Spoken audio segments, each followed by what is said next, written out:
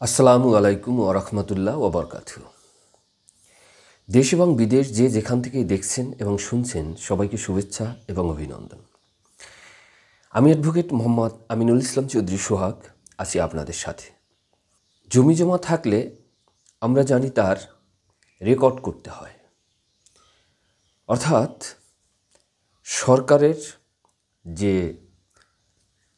নথি বা সরকারের যে রেজিস্টার, সেই রেজিস্টারে বা সরকারের যে রেজিস্টার ভলিউম, যেখানে সরকার তার খাজনা নিয়ে থাকে, সেই ভলিউমে আমাদের নাম অন্তর্ভুক্ত করার জন্য এবং সরকারকে তার ন্যায্য খাজনা পরিশোধ করার জন্য আমাদের রেকর্ড করতে হয়। আজকের যে আলোচ্য বিষয় সেটা হলো, রেকর্ড কি আমাদের করতেই হবে? অর্থাৎ রেকর্ড না করলেই কি নয়? আর যদি রেকর্ড করতেই হয়, সেই ক্ষেত্রে কীভাবে রেকর্ড করা যায় এবং এই রেকর্ডে যদি ভুলভ্রান্তি হয়ে থাকে তাহলে পরবর্তীতে কিভাবে আমরা সংশোধন করতে পারি এবং এই সংশোধনের ক্ষেত্রে আমাদের কি মামলা করতেই হবে? অর্থাৎ মামলা না করলেই কি নয়? মামলা ছাড়া কি রেকর্ড সংশোধন করা যাবে না? আজকে এই সকল সম্পর্কেই মূলত বিস্তারিত আলোচনা করার চেষ্টা করব। আশা করি সবাই সাথে থাকবেন। আপনাদের কাছে আমার বরাবরের মতো রিকোয়েস্ট থাকবে, যারা এখনও এই চ্যানেলটি সাবস্ক্রাইব করেননি দয়া করে চ্যানেলটি সাবস্ক্রাইব করে দিবেন, আর যারা ইতিপূর্বে সাবস্ক্রাইব করেছেন সবাইকে অসংখ্য ধন্যবাদ। ভিডিওটি ভালো লাগলে অবশ্যই লাইক, কমেন্ট, শেয়ার করবেন।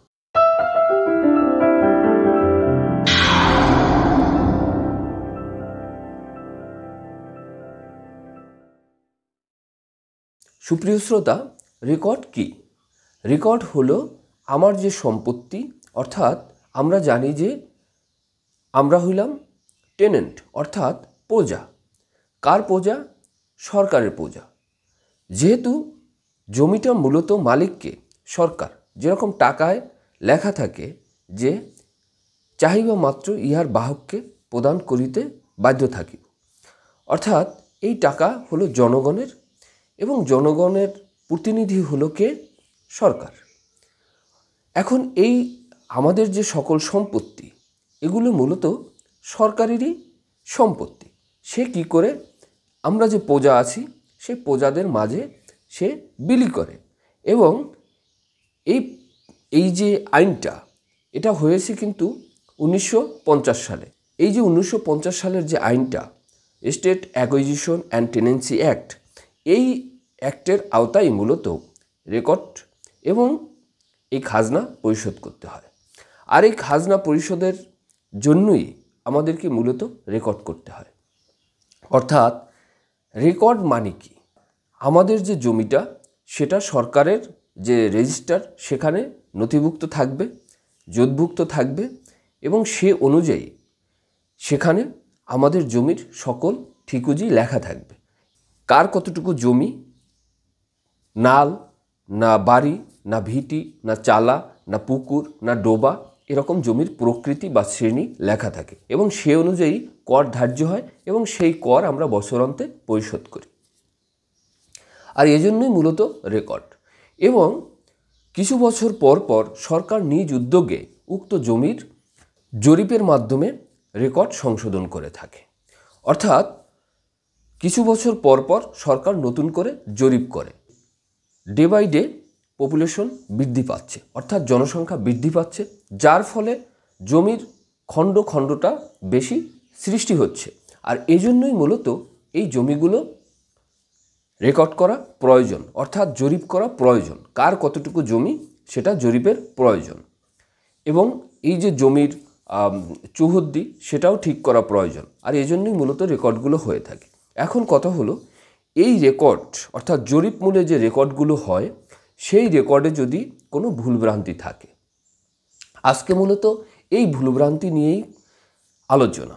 এখন কিছু ভুল থাকে যখন যে অঞ্চলে জরিপটা হয়, সেই অঞ্চলের যাদের জমি তাদের ঠিকভাবে খুঁজে না পাওয়া, বা তাদেরকে খুঁজে পেলেও তাদের যে জমি সেটির সঠিক কাগজপত্র উপস্থাপন না করা, বা বিবিধ কারণে তাদের জমিটা অন্যের নামে রেকর্ড হয়ে যেতে পারে, অথবা সরকারের খাস জমিতে রূপান্তরিত হতে পারে, অথবা যে কোনোভাবে যে কোনো একটা ভুলভ্রান্তি হতে পারে। এখন এই ভুলভ্রান্তিগুলোর আবার কিছু ক্যাটাগরি আছে। এর ভিতরে অন্যতম হলো আমরা যেটাকে বলি করণিক ভুল, অর্থাৎ কেরানি কর্তৃক যে ভুল হয়ে থাকে। এই কেরানি কর্তৃক যে ভুল, সেই ভুলগুলো সাধারণত লোকাল যে এসিল্যান্ড অফিস আছে, সেই এসিল্যান্ড অফিসে আমরা একটা ছোট্ট দরখাস্তের মাধ্যমে এই সংশোধনগুলো করে নিতে পারি। যেমন আপনার নাম মফিজউদ্দিন, সেখানে শুধু আসছে মফিজউদ্দিন, অথবা মফিজ বা মফেজ আসছে, উদ্দিন আর আসেনি, এরকম নামের ভুল। অথবা দেখা গেল যে আপনার জমিতে পাশে রাস্তা ছিল না, হঠাৎ করে একটা রাস্তা করে ফেলেছে। এরকম মানে ছোটোখাটো যে ভুলগুলো হয়, সেইগুলো যদি সংশোধনযোগ্য হয়, অর্থাৎ করণিক ভুলের একটা চার্ট আছে লোকাল এসিল্যান্ড অফিসে, সেই ভুলের যদি অন্তর্ভুক্ত হয়ে থাকে, তাহলে আপনাদের একটা নির্দিষ্ট সময় দেওয়া হয়। সেই সময়ে আপনারা স্টেট অ্যাকুইজিশন অ্যান্ড টেনেন্সি অ্যাক্টের 30 ধারা অনুযায়ী আপনারা ওখানে কি করতে পারেন, একটা দরখাস্ত দিতে পারেন, এবং সেই দরখাস্ত যদি অ্যাকসেপ্ট হয়, তাহলে শুনানি আনতে আপনাদের এই ভুলগুলো সংশোধন করা দেয়া হবে। কিন্তু যদি মস্ত বড় ভুলগুলো হয়ে থাকে, যেমন আপনার জমি অন্য একজনের নামে রেকর্ড হয়ে গেছে, অথবা দাগ নাম্বারে ভুল হয়েছে, অথবা দেখা গেল যে কোনোভাবেই সেটা আর এখানে সংশোধনযোগ্য না, অর্থাৎ পূর্বের কোনো একটা রেকর্ড, এসএ রেকর্ড হইতে পারে অথবা আরএস রেকর্ড হইতে পারে, সেই রেকর্ডও আপনাদের নামে নেই, অন্য কারো নামে হয়ে আছে, অথবা ফেক একটা দলিল করে আপনাদের জমি অন্যে রেকর্ড করে নিয়ে গেছে। এরকম যদি ভুলভ্রান্তি হয়ে থাকে, অর্থাৎ যেটাকে আমরা মেজর মিস্টেক বলি, সেইটা কিন্তু এই 30 ধারার আন্ডারে পড়বে না। অর্থাৎ এই 30 ধারায় আপনারা উক্ত মামলা করতে পারবেন না, অর্থাৎ এই 30 ধারায় আপনারা সংশোধন করতে পারবেন না। এখন এখানে একটু কথা বলি, 30 ধারায় যেগুলো সংশোধনযোগ্য, সেইগুলোও যদি 30 ধারায় আপনারা সংশোধন না করতে পারেন, তাহলে কিন্তু 31 ধারায় আপনারা আবার ওই একই জায়গায় আপিল করতে পারবেন। আর যে এই মেজর ভুলগুলোর কথা বললাম, সেগুলোর জন্য আপনাদেরকে দেওয়ানি আদালতে মোকদ্দমা করতে হবে, এবং মোকদ্দমা করে আপনাদের এই ভুলগুলো আপনারা সংশোধন করে নিতে পারেন।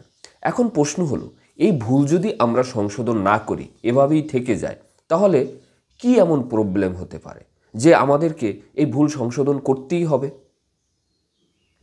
দেখুন, আপনাদেরকে এই ভুল সংশোধন করে নিতেই হবে, কারণ ভুল যদি আপনি সংশোধন না করেন, তাহলে এক পর্যায়ে আপনার জমি হাতছাড়া বা বেহাত হতে পারে, অথবা সরকারের যে খাস ভূমি, সেই খাস ভূমি রূপে এটা গণ্য হতে পারে, অর্থাৎ সরকারের খাস ভূমিতে পরিণত হবে। এখন কিভাবে? আপনি দীর্ঘদিন ধরে রেকর্ড করলেন না, এবং রেকর্ড না করার ফলে আপনি যে সরকারকে আপনার যে সরকারকে খাজনা দিতে হয়, সেই খাজনাও আপনি দিতে পারলেন না, অর্থাৎ রেকর্ড ছাড়া আপনি খাজনা কিন্তু নিবে না। আর যখনই আপনি খাজনা দিতে পারবেন না, অর্থাৎ আপনার খাজনা নিবে না, তখনই দীর্ঘদিন যখন এটা পতিত পড়ে থাকবে, তখন সরকার কি করবে, এটাকে তার খাস জমিতে পরিণত করবে। অথবা আপনি যদি দীর্ঘদিন ধরে উক্ত জমির খাজনা না দেন, তাহলে পার্শ্ববর্তী কোনো ভূমিদস্যু অথবা আপনার নিকট কোনো আত্মীয় স্বজন এটা জেনে গেল, এবং সে যে কোনোভাবে একটা ডকুমেন্ট তৈরি করলো, এবং তৈরি করে সে কি করলো, ওই জমি তার নামে রেকর্ড করে নিল। রেকর্ড করে নিয়ে সে এই জমি দখলের পায়তারা শুরু করলো, এবং একটা পর্যায়ে আপনার জমি সে দখল করে নিল। এ ধরনের বিভিন্ন সমস্যায় আপনি জর্জরিত হতে পারেন, এবং বিভিন্ন সমস্যায় আপনি পড়তে পারেন, যার ফলে যে সমস্যাটা সবচেয়ে জটিল হবে, সেটা হলো আপনার ভূমি হারাতে হবে। সুতরাং আপনি বুঝতেই পারছেন যে রেকর্ড সংশোধনটা আসলে কতটা জরুরি। এই রেকর্ড সংশোধন না হলে আপনি জমি বেচা বিক্রি করতে পারবেন না, ব্যাংক থেকে কোনো লোন নিতে পারবেন না, ভূমি উন্নয়ন কর দিতে পারবেন না। এক কথায় আইনি যত কার্যক্রম আছে, আপনি কোনো কাজই আপনি রেকর্ড সংশোধন ছাড়া করতে পারবেন না, যদি আপনার রেকর্ডে ভুল হয়ে থাকে। আর যদি সহি শুদ্ধ আপনার রেকর্ড হয়ে থাকে, তাহলে আপনার কোনো সমস্যা নেই।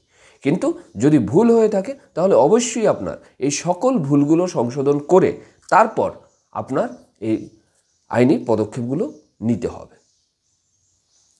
সুপ্রিয় শ্রোতা, তাহলে আমরা আজকে এই ছোট আলোচনার মাধ্যমে যে জিনিসটা বোঝার চেষ্টা করলাম সেটা হলো রেকর্ড সংশোধন কতটা গুরুত্বপূর্ণ এবং কিভাবে রেকর্ড সংশোধন করতে হয়, কোথায় গেলে কোন রেকর্ডগুলো কোথায় সংশোধনযোগ্য ইত্যাদি ইত্যাদি। তো যারা এতক্ষণ আমার সাথে ছিলেন, আশা করি আলোচনাটা ভালো লেগেছে।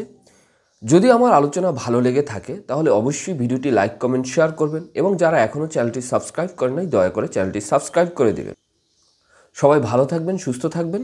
আসসালামু আলাইকুম ওয়া রাহমাতুল্লাহি ওয়া বারাকাতুহু।